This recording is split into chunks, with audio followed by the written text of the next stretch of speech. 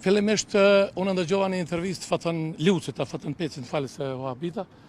E kishtë bo një intervistë dhe kishtë thonë që Ganigeci ju ka dërgua SMS. Fakti është se unë jem taku me Fatën Pecin në një aeroport Gjermani, jemi orë për Gjermani deri në Kosovë. I kemi nërru numrat e telefonit.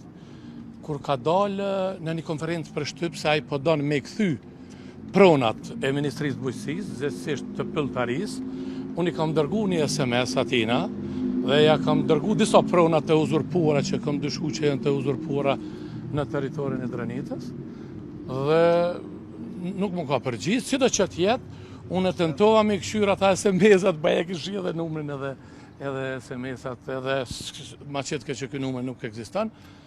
Unë nuk jam maj që i qëj dikuj SMS për bashkëpunim, kur njët.